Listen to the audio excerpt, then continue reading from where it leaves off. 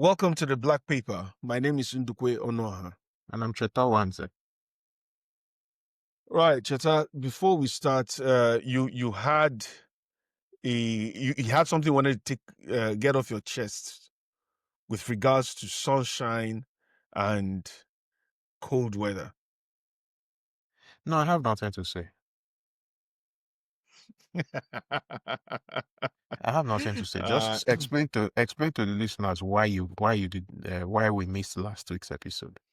We tried very hard. I was away with the family on over the half term holiday. And we did try. We actually recorded quite a bit until the internet suddenly showed us who was boss. Sorry, I apologize to the listeners. We were not able to make last week's episode because the internet got in the way. Cheta, all through the time we tried to record, Cheta suffered the beautiful sight I was enjoying. But anyway, we're back. We're back this week. The internet is good. Even though the weather is dreary, but hey, the show must go on. You've become very British, talking about the weather and all of that. Ah, man, what else? Well, so today we want to do something that we've tried very hard not to do. You have in tried other very ed- hard not to do. Well, I have tried very hard not to do, and I've been successful so far. However, Chesa, you've managed to put up a very, very strong argument about why we should talk about news originating from outside the UK.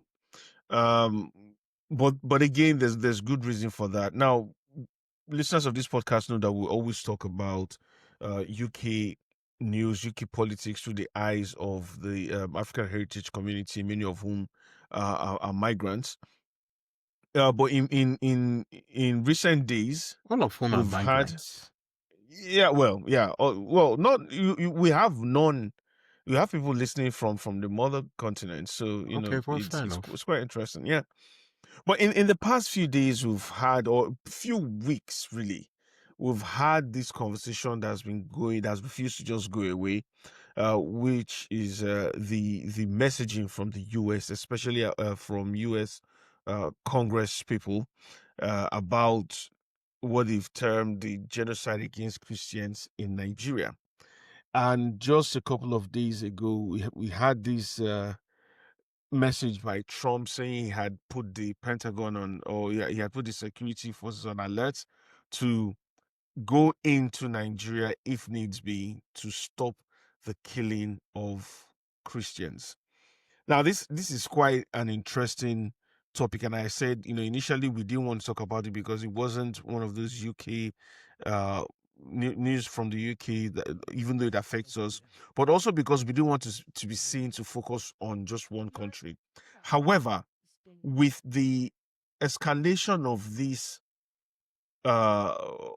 incident, and also seen as we have a huge majority of people of Nigerian origin in the UK whose families or relatives might be affected if for some reason the US manages to put boots on ground or drones in the air over Nigeria. We thought it would be interesting, or it would be good to talk about it. So, Cheta, why on earth is America suddenly, it seems, interested in Nigeria? Good evening, everybody, and forgive me. I'm a bit busy. I've had a very busy day at work today. In short, I came off a meeting just before we started recording this. So the Americans, yes, over the weekend, the Americans, so we're recording on Monday, the 3rd of November.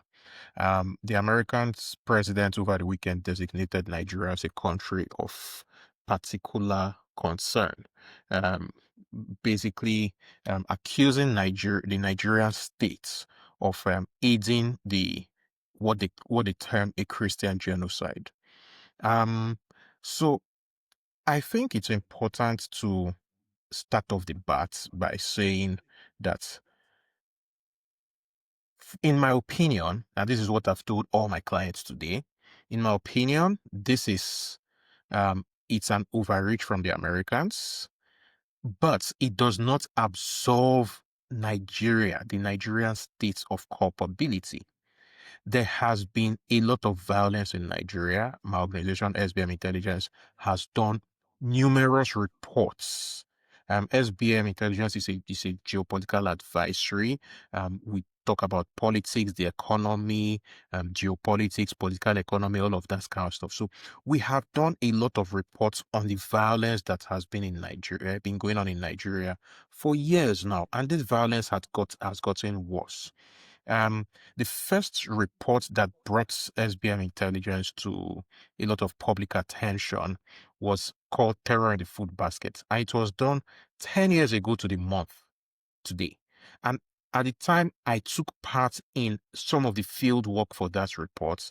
And in various parts of Nigeria, we spoke to farmers who had not been to their farms for 2, 3, 4 years at the time. So there has been a problem. Now, as these things tend to happen, when you don't sort a problem, it becomes worse because the impunity that goes around the issue simply makes it worse. So what has happened is, first things first, a lot of the conflict is between herders who are largely of the Fulani ethnicity. In short, almost all the herders are of Fulani ethnicity, and they are overwhelmingly Muslim. And then what has been happening is that in many cases, the herders attack farmers, indigenous farmers, who in Nigeria's middle belt are overwhelmingly Christian. So that has given it a religious coloration. And the Nigerian state has not done much to solve the problem over the years. So it has been getting worse and worse and worse. And it has given the Americans, I think it's important to state that this is not the first time the Trump administration is designating Nigeria as a CPC, a country of particular concern. They first designated Nigeria as a CPC in January 2021, just before Trump left office the first time. So it didn't have as much impact as this particular designation will have, because at the time he was going out, it was on January 5th, 2021. He was going to be out of the office in 2 weeks from that day. It didn't have an impact. And pretty quickly after he came into office, Joe Biden rescinded that designation. Now, this is early in Trump's term. I think people tend to forget that Trump has not yet done up to 10 months in office this second term. And you can see that the thing has already had a significant effect on Nigeria's bond markets today. The bond markets were hit very hard. Bloomberg reported it as the largest loss to Nigerian markets ever. I think the jury is still out on that, but bottom line is the announcement and then the threat of military action that followed really affected really affected the Nigerian economy. So, but I would be at pains to stress that the CPC designation is not, is just a symptom. It's not the disease, and the problem is with the Nigerian states. If the Nigerian government had done what it was meant to have done over the years, we won't be at this point. And it's quite interesting that you mentioned the problem being with the Nigerian state, because I, for one, have never shied away from calling out the Nigerian state in complicity in the insecurity that is there, especially since um, the campaigns during the era of President Jonathan, when we had the Chibok abduction, then the Bring Back Our Girls campaign, and then, of course, Buhari. But then I think if you look back at the era of the Nigerian federal government becoming an active player of sorts in fueling insecurity, this was really under Buhari. But even worse than that, I'm getting to a point here, even worse than that is when you then see the actors in the Buhari administration who had ties, as it were, to or alleged ties to terrorist actors. So you had someone like Buhari himself, who was being nominated by Boko Haram to be a negotiator on their behalf with the then federal government. Then I you think had it's Issa. Well, sorry let me. to cut you short on that, because the Buhari thing, when he was nominated, this was when Jonathan was president, Mhm. so this was pre 2015. Um, Boko Haram, the government reached out to try to negotiate with Boko Haram after the kidnapping of the Chibok girls. So this was April 2014, and Boko Haram nominated Buhari to speak on their behalf, and Buhari turned it down. I think Yes, it's important to point that it out is because it's important to yeah, point because that he turned it down. the reason why Boko Haram nominated Buhari, and you know, I have no love for Buhari, Mhm. but it's important to set the historical record straight. Buhari was very, very well respected in northern Nigeria. He was somebody who, prior to becoming president in 2015, was seen as unimpeachable. And that was the reason Boko Haram nominated him. Not because he had anything to do with them. Buhari was, and one thing that his presidency showed is that that man was probably the most selfish human being on earth. So he didn't care about Boko Haram. He didn't care about anybody but himself. But Okay, this is the so reason Boko Haram nominated. But the yeah, point about a lot of people around him being involved in the terrorism one way or the other, that's actually a point that can stick. So aha, please carry on. so yes, so let me finish that. So you had Issa Ali Pantami, who was Minister for Communication, who was on Not record. a very good guy. Yeah, but who was on record as praying for God to give victory to Al Qaeda and to Yes. Boko Haram, and who till today people are still wondering or are still scared that he led the harvesting of their information, and which has left a lot of millions of Nigerians vulnerable to terrorist states. Then you had a former governor of Borno State, who is now the vice president of Nigeria, who a terrorist then, Kabiru Sokoto, who after escaping from prison was traced to his house in Borno. In Then there was Maiduguri. in Maiduguri, yeah. Then you had Senator Alain Dume, who was actually charged to court for being in communications with Boko Haram. And of course, you add in 2021 the case of about 6 Nigerians convicted in Abu Dhabi for allegedly funding Boko Haram. And this, again, And the if Nigerian you government did nothing and the about it. Nigerian government did not. So you see that there's a complacency, as it were, or complicity of the Nigerian state with this terrorism. But if you also look at, and you've mentioned it, when you look at the middle belt, a lot of the people there are a lot of the victims, and you see how the case of the man who was sentenced to death for defending himself against a terrorist who had come to his own farm, and the state is actually taking a man to court for defending himself. You've had generals come out to say Nigerian politicians at the highest level are complicit in this terrorism. You've had places, some of the worst hit places like Southern Kaduna. You've had churches burnt. You've had places of worship attacked.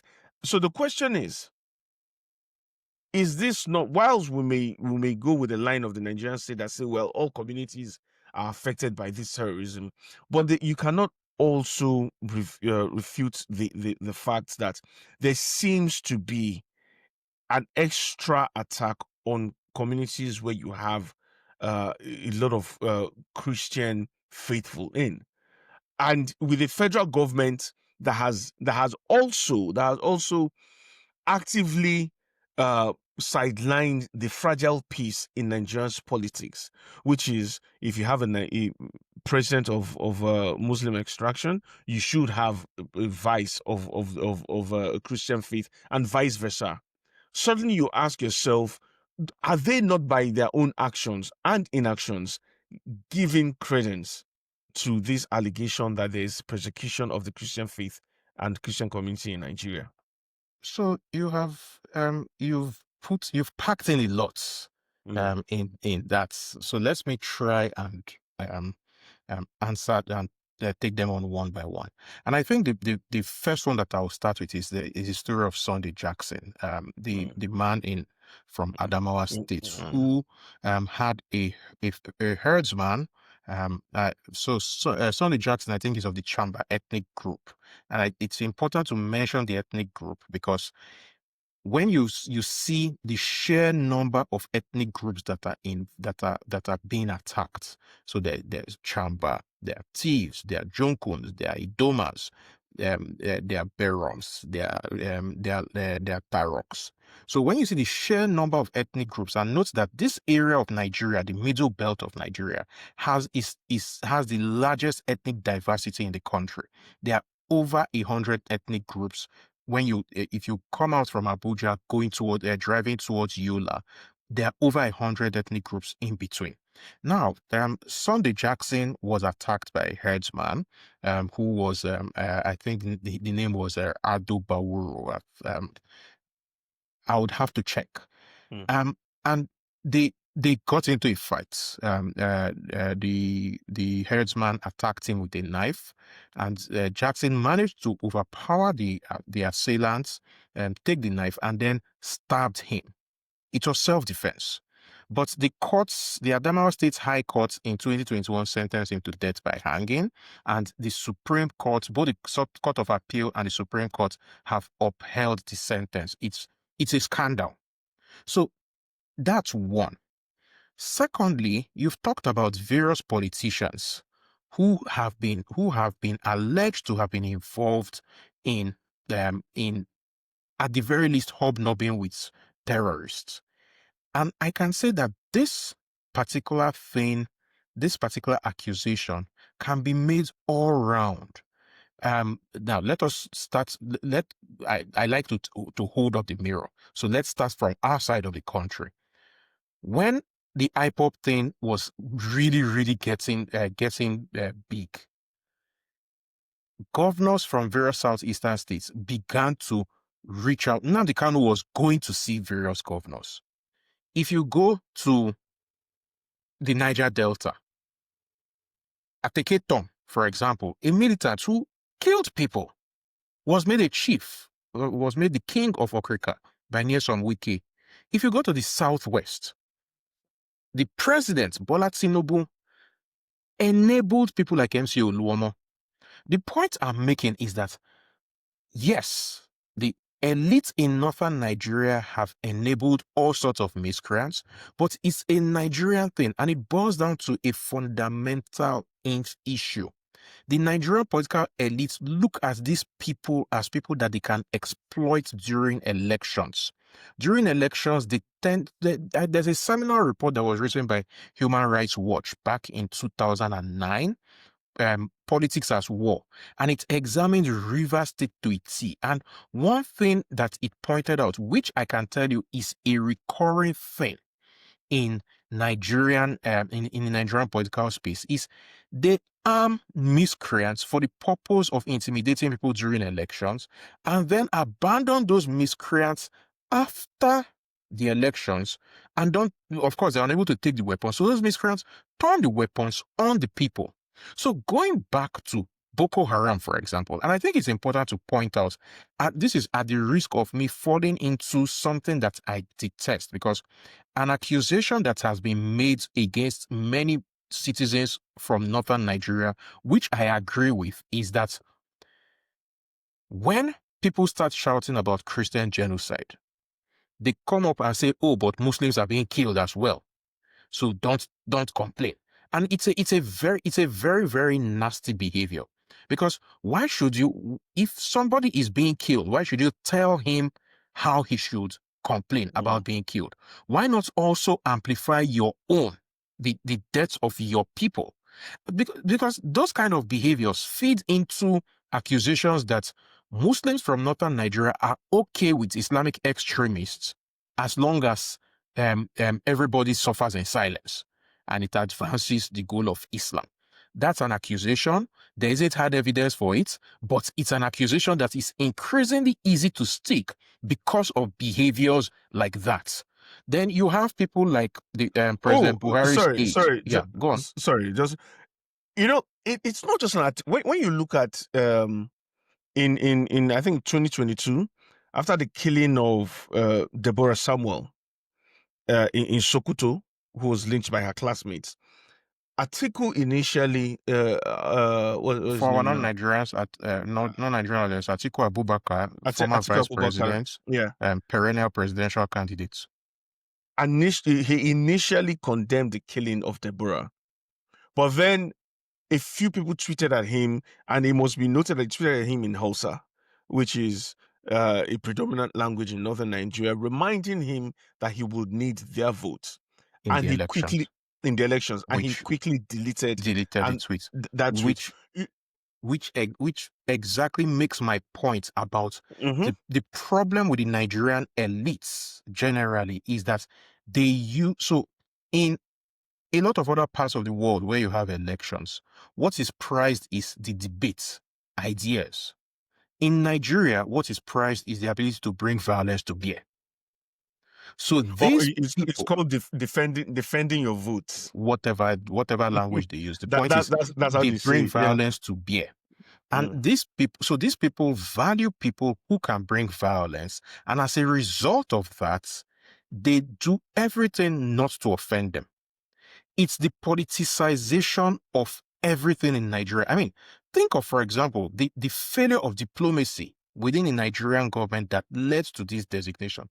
The Americans have been telegraphing for at least 3 months that this was coming. They Mm. have been telegraphing. Ted Cruz has been lauding it. But what did the Nigerian government do? They chose to play politics. I mean, if you open the cesspit that was Twitter, there were people who were claiming that it was an Igbo agenda. There were people who, so that's thing of politicizing. And I think it's important to point out that as an example, when Boko Haram started, before it took a turn, before it metastasized and took a turn for the worse, the government in Borno at the time reached out to them, and a major Boko Haram member, Bujifoy, was actually a commissioner in the Borno state government. He was one of those who was killed by the Nigerian police when Boko Haram went off the rails the first time. When Nigerian police extrajudicially killed the founder of Boko Haram, Bujifoy was one of those who was extrajudicially killed. And that also brings one of the problems that we have. The Nigerian security architecture, a hangover from its colonial roots, tends to use extrajudicial means to settle matters a lot. And it has shown over and over again that this extrajudicial way of settling matters never works. It cools things down for a while, and then things explode again because root causes are never addressed. Okay. What I want to address right now is the issue of a break. We'll go on a break, and then when we come back, we'll explore this topic further and see how it then reverberates on this part of the world and how it affects us. Very well.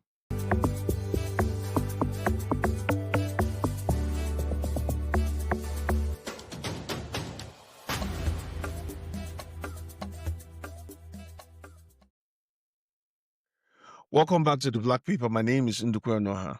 And I'm Cheta Wanze. Cheta, in the first half of this episode, we're talking about just this CPC issue, Nigeria being designated as a country of particular concern, which, for those who may not know, is a designation used by the U.S. State Department that provides for sanctions against countries that are engaged in severe violations of religious freedom, which is, and the argument is that at the moment, Christians are being persecuted in Nigeria by the Nigerian state. They called it Christian Or they genocide. called it a Christian genocide.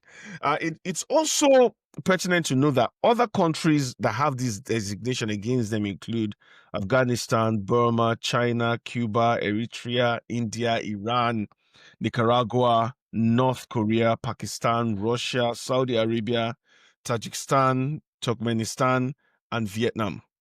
Um, so, on one hand, it almost makes you wonder if anything much is going to come out of it, because if you have countries like China, India, Russia that are still in one way or the other uh, on trading terms, despite Trump's on and off tariffs, it makes you wonder if this is going to have any effect at all. But Cheta, what I also want to explore is the question of why Nigeria, why now? Because you alluded to it, this is not the first time, and in fact, even before the 2015 elections, America had or had sent, there was a memo that Nigeria was on the verge of collapsing or failing as a state. There was a, so what happened was that there Mm, was a paper that was written by a US Army major. mm, This was a major, yes, not a captain. This was back in 2005, which projected that Nigeria would collapse by 2015. Yeah, and so that paper somehow it was supposed to be, resurfaced before yeah. the So elect. Yes, it was an academic project, yeah. but somehow it made it into the news cycle in Nigeria in 2006, 2007. I think 2006 because Obasanjo was still president then, Mm, and Obasanjo reacted violently to it, mm. and it became it became a news item, Yeah, and but it came back again in 2015. it came back again in Which 2015 because people were I now watching to see whether it was really happened. Yes.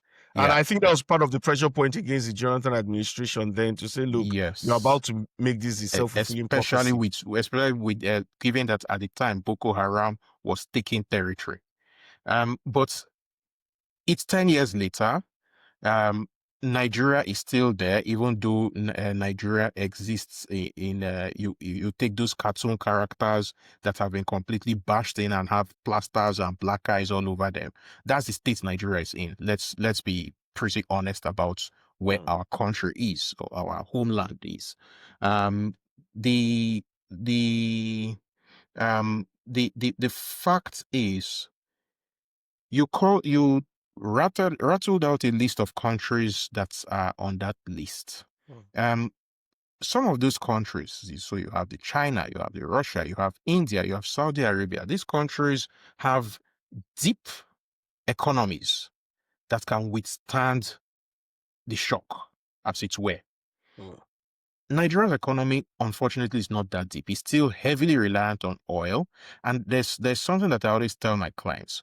The oil sector is responsible for about 6% of Nigeria's GDP and directly employs 19,800 people in a country of 213 million.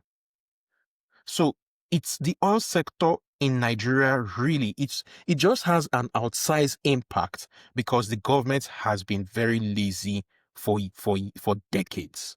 It's just very easy, that because oil is disconnected from the people, as it were. mm. If all of government's revenues were from taxation, we'll be having very different conversations in Nigeria. Now, given the reaction on the bond markets and the markets generally today, you can see the impact. Something like this undermines investor confidence and it puts a lot of Nigerian officials in the line of sanctions. And that In is the fact, reason, in my opinion, why mm, a lot of them are running all over the place. Because these are people who they've robbed the country so blind that they have all of their gate takings in Western countries. And that is what they are really concerned about. Nothing more. I think it's very, very interesting that we've had the last I counted, we've had 4 different announcements from different military units, touting successes against various terrorist groups since the announcement. I suddenly, said, suddenly, it's problematic. Because again, one argument that I make is that the Nigerian elites, and it's unfortunate, but Nigerian political elites do not care about the Nigerian people. And we are seeing it in real time. If this had not happened, they would. So there was a massacre in Yelewata in Benue State a couple of months ago. 300 people were killed. The president was not bothered about it until the noise became so deafening that he had to go to Benue State. And even then, it's the day that they went, it was a very rainy day, and they made the excuse, never minding the optics, they made the excuse that, oh, they cannot get to Yelewata because the roads are bad and it rained. How the hell does the president, the entire president of Nigeria, say he cannot get to somewhere in his own country because of bad road? Did nobody within the presidential orbit stop to think about how that would sound? Yeah, but you somehow assume, and I don't know why, that they give a damn. They didn't give a damn until they started giving a damn, because suddenly, and so this is where there are people who, and I completely agree, the Americans are not interested in some Black Christians, some Christians Mm. from Africa. The Trump orbit really doesn't even care about Black Americans that much, talk less of some people from Africa. However, the value in this, if the Nigerian people can understand, is that it will force our elites to actually sit up. That's the value. Yeah, yeah, but see, Or that's a let me value rephrase. Let me rephrase. Sorry. It could force our elites to sit to up. sit up. I mean, Yes. that's something of unintended consequence on the part of the Nigerians. But my main thing, and look, I've said it before, so you already know this. The Nigerian state is acts more like a terrorist organization sometimes than it does a government. So I But it have is a no. terrorist organization. It's the Nigerian state. And we have to go back. The Nigerian state was constructed, and I think I've said it on this podcast before. When people talk about, okay, no, it's not on this podcast. When people talk of our founding fathers and they mention Ahmadu Bello, Nnamdi Azikiwe, or Bafema, well, those were not our founding fathers. Our founding father was a guy called George Goldie, who is buried in Brompton Cemetery. George Goldie constructed the Nigerian state to be an extractive state that used terror Uh, to keep its inhabitants in line. And that basic design has never changed. That is the ultimate failure of Nigeria, that in 1960, when we got independence, we did not sit down and redesign the country to be one that serves its people.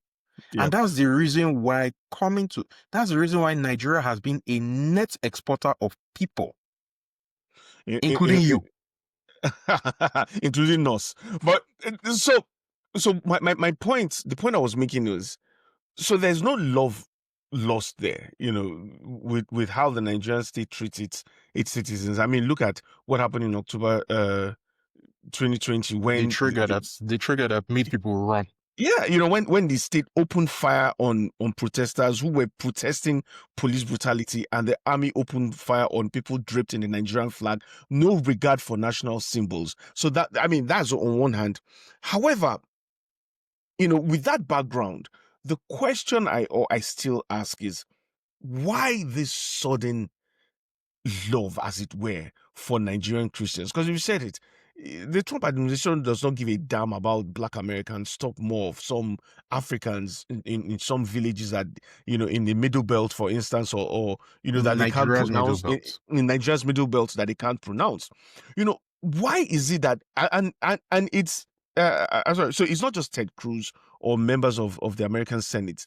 Even suddenly, I think what really got me riled up was seeing Bloody Robinson. Apologies for the French, but Tommy Robinson in the UK talking about suddenly having some love for Christians in Nigeria, and I'm like, what the heck is going on? What is this coordinated narrative that is being set? Why? One word, Israel. So it's not an accident that the coordinated efforts to really push this over the line began after our Vice President, Kashim Shettima, made a speech at the UN which talked about Gaza. It's not an accident. So it's again, it's kind of like this is this, for in my opinion, is a classic example of the um the I'm trying to find a polite word and I can't. So I'll just skip it over and let's any listener fill in the gap here. But the Nigerian elites are, so your house is on fire, people are being killed in your country, and it cannot be denied that people are being killed in their hundreds, in some incidents, in their thousands in total over the course of years, and then you are coming to the UN to talk about Gaza. I mean, it was an own goal. Sometimes Wasn't that the same thing as Buhari going to the UN, to talk about Myanmar, when exactly, at that same time, exactly. people were actually being massacred at the exact same At time. the exact same time. Again, so the Nigerian elites and this is since the time of Murtala Mohammed. It's kind of, we've always wanted to play Big Brother. And no, forgive me, Murtala Mohammed, I don't like you much, but this is the time, since the time of Gowon, because remember that under Gowon, we were paying the salaries of of civil servants in some Caribbean countries, despite the fact that we had lecturer strikes back home. So we have this thing of trying to play Big Brother, trying to look good in front of the world when our Or house giving is on fire. So essentially, what we are seeing now is a classic case of the emperor has no clothes. And for the first time in a for the first time pretty much in our post-colonial history, we have a big bully on the block that is willing to, oh, the emperor has no clothes, but he wants to pretend that he's still the emperor. Oh yeah, come out the towel so that everybody will see the emperor's nakedness in all its glory. That's pretty much what these guys have done. but so it's and that's quite interesting to bring it back to the geopolitics of the Middle East, and and to see how that reflects in home politics in Nigeria as well. But also there's a line that can be drawn, that, and to migration here in the UK, Of to course. politics here in the UK, because if you look at different figures, for instance, about migration patterns, uh, whenever there are issues, especially with conflict in different countries. So you see, like between 2010 and 2014, a lot of migration to the UK came from Nigeria and Somalia, and this was driven by Boko Haram, anti-apostasy, and Sharia law tensions.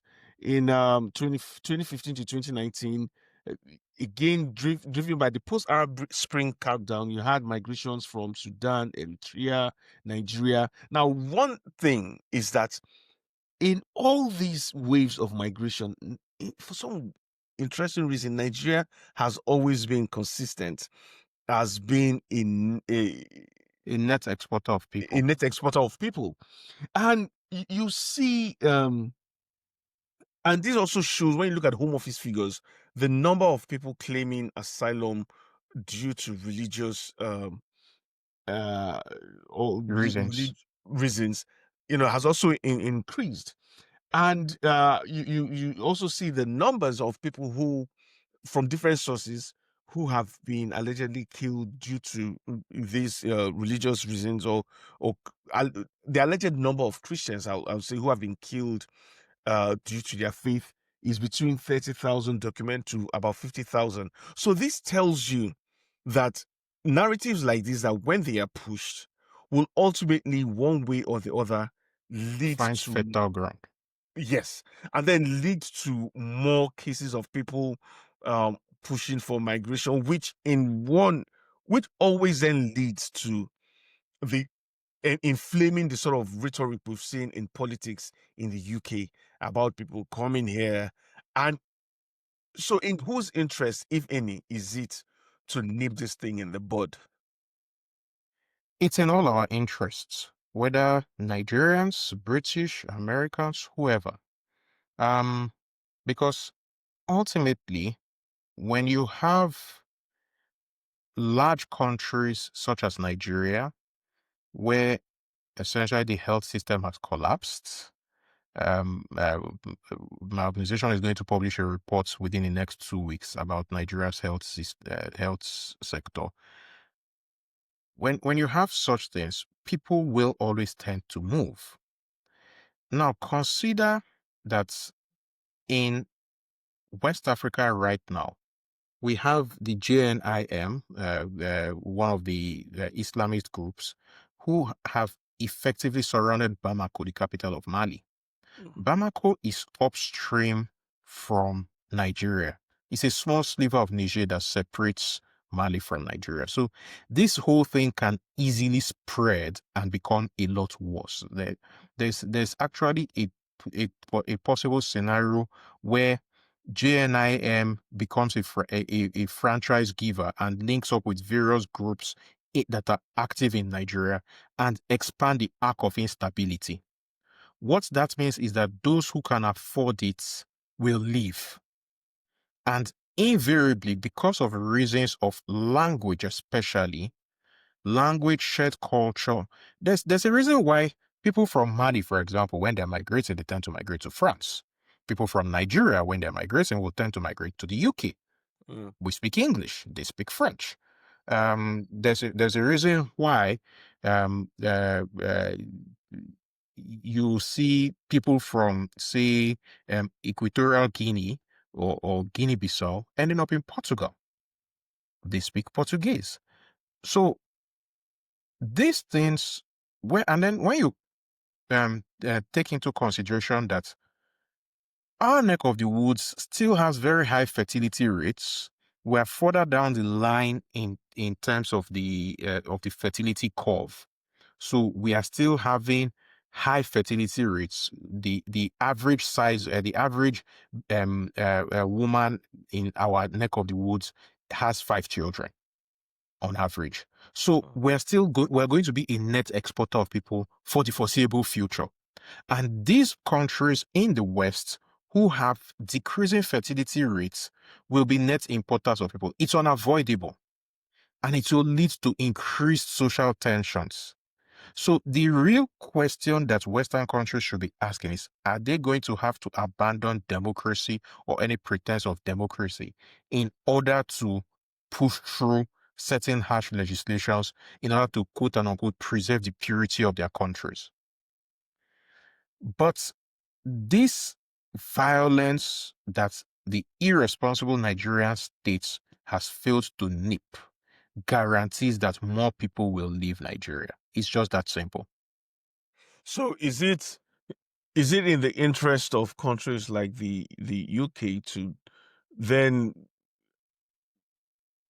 try to and I say this lightly. The UK has cut its aid budget. Don't forget that. Oh yeah, well, intervention often Cut it 3 times. So intervention often we comes in it's in many forms, but well, one thing do that we? history Yeah, proves is that mm, that a military intervention doesn't solve anything. yeah. There are root causes of all of these things, and ultimately the root causes are economic. It's a quality of life issue.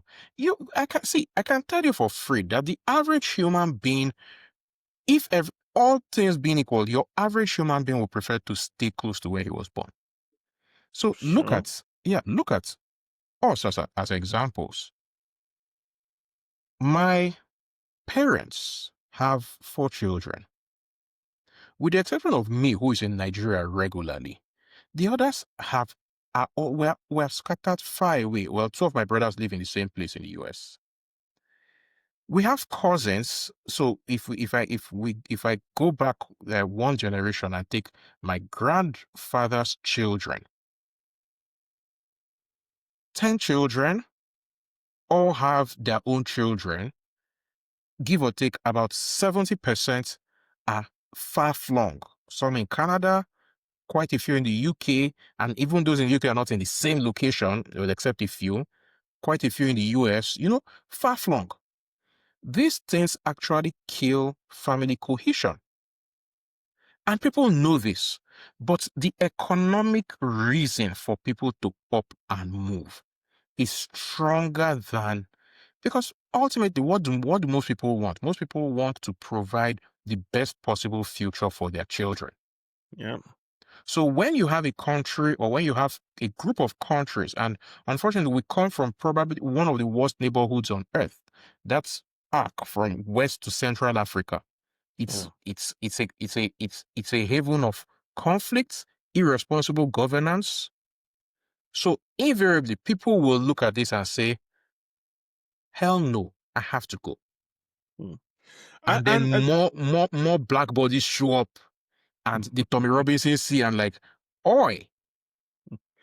I was sort of like rather being tongue in cheek earlier when I talked about the intervention, because I wanted to uh slide in the theory, as it were, that all this is smokescreen for France trying to stage a comeback in its lost former colonies like Mali and the other Sahel states. And personally, I mean, that sounds, well, Trump and Macron working together. That sounds almost improbable. I mean, the two men don't even like themselves.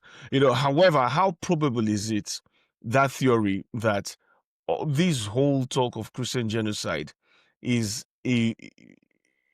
US on one hand, and perhaps France behind the curtain, trying to make a dash for resources and reserves, rare earth minerals, as it were, that have been found in the north, and to try and bring in their own brand of extractive economics. I think these theories of Dr. Strangelove or Spectre, Mm, they tend to so any good conspiracy theory has some elements of the truth, and France has been naughty in our neighborhood. mm. There's no argument about that. But the Christian genocide thing coming from America is local politics um that has had a foreign manifestation. Local politics in the sense that it makes sense for Trump. There are a lot of things that he would want to distract people from. And because of the conduct of the Israelis in Gaza, a lot of his supporters have been a bit turned off. So how does it not work for them and for the Israelis? And this is, again, it's just so unfortunate that it is us that are at the receiving end.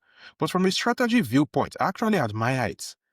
Create a bogeyman that people can rally around, and call you a defender of the faith.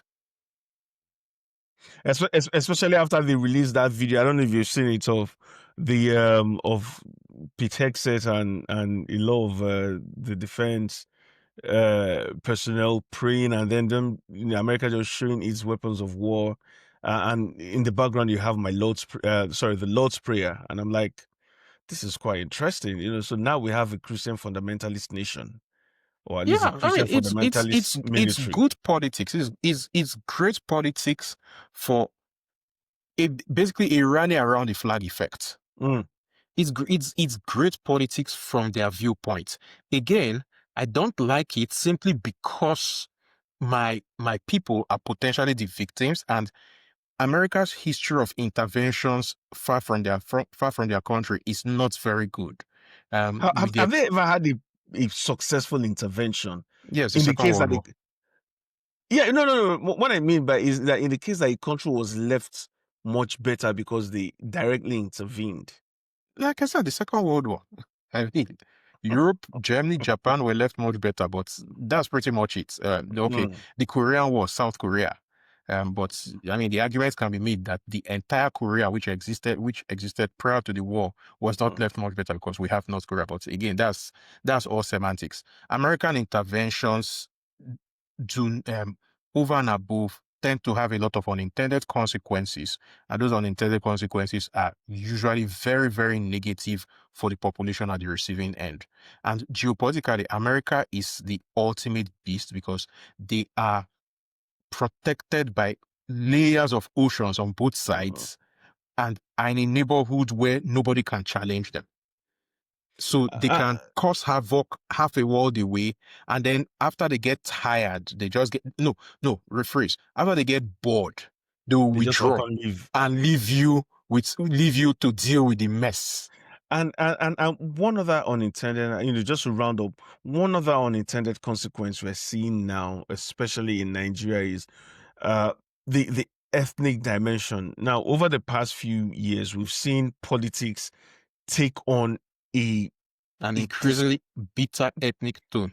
it's That increasingly part, disgusting.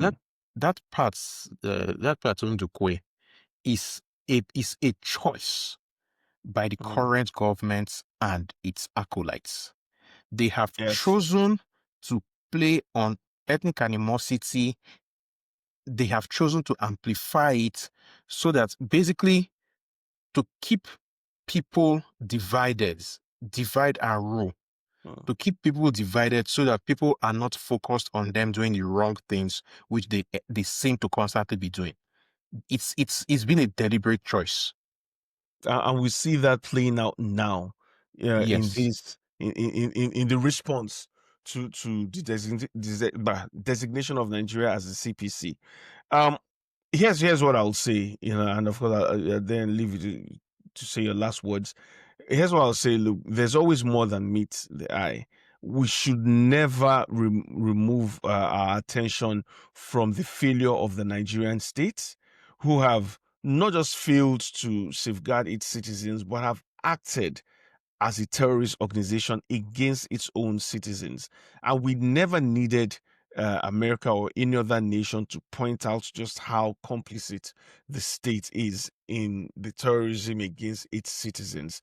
And in whatever way we can, we have to just keep holding that government to account. But I'll also say that we should be careful what we wish for, because an external power coming in to sort out things never, I don't know anywhere in Africa where external power sorting out local politics have somehow led to a more cohesive community. And this is not It me. hasn't happened. So I'm deeply, deeply skeptical about what the US wants to do in Africa. However, we must lay the blame at the foot of this government that have made it uh, not just possible, but almost fashionable now for people to think, you know what, if all it takes is American intervention in the country, so be it. It is sad day for us. Very sad. My own final thoughts, two concise thoughts. For Nigeria, the path forward, the thing that has driven a lot of us away from home, um, it's non-negotiable. We need to find accountability. I can't say restore because Nigeria has never really had accountable government. We need to find accountability. We need to find it somewhere to be able to put aside the differences that God gave us. It's not my fault that I was born an Igbo guy. It's not the fault of Bashir in Nasarawa that he was born an Ariwa guy. It's not the fault of Oladipo in Obomosho that he was born a Yoruba guy. We need to be able to put these differences aside and prioritize holding our politicians' feet to the fire, demanding accountability of them. Because once we have that accountability, then we can get trust in the states. And the state can truly begin to prioritize the security of Nigerians. Without closing this circle and making it a virtuous cycle, we will continue in this vicious cycle where our economy and our international standing will continue to erode. Um, this whole CPC thing shows how internal misgovernance in a country cannot be contained and can be weaponized by external actors. Unfortunately, for us and even for these external actors, the law of unintended consequences has a way. So when you look at the current ideological battles in Western countries, When you look at economic instability that is creeping around the world, not just in our part of the world, but in Western countries, the big problem in the UK, as an example, is not immigration, as your friend Nigel Farage or Tommy Robinson will want to say. It's cost Yeah. of living, it's the economic. Mm-hmm. When you look at those things and you look at migration patterns, the instability or the poor choices of political actors in the West have a global effect and leads to more migration and leads to more social unrest. So if the Americans go ahead and I don't think they will do it, but Mr. Trump is a very mercurial fellow. So one thing that has become very dangerous in my profession is predicting geopolitical events, because it depends on which side of the bed Mr. Trump wakes up tomorrow. That's the power of the U.S. presidency. Um, but from a purely logical point of view, I don't think that they will do it. But if they do it, if they bomb Nigeria, they will end up creating more refugees. And where will those refugees come? So people like Keir Starmer should be on the phone to beg Mr. Trump, please don't bomb those people. Instead, find a way to improve the economy. Or at least just place sanctions on key players. That will be very welcome. Play, That will be place, very welcome. place sanctions on key players. I don't think there will be any Nigerian alive who will be upset that certain players in this administration have had In not any just travel. Nigerian administration, not Yeah, just this one. yeah. In any Nigeria, will have had sanctions on either travel or their properties, many of which are here abroad. So yeah, I think on that note, Cheta, we can draw a curtain on this episode. What do you think? Yeah, we can. Right. So I'll see you at the next one. See you at the next one. Cheers. Yeah.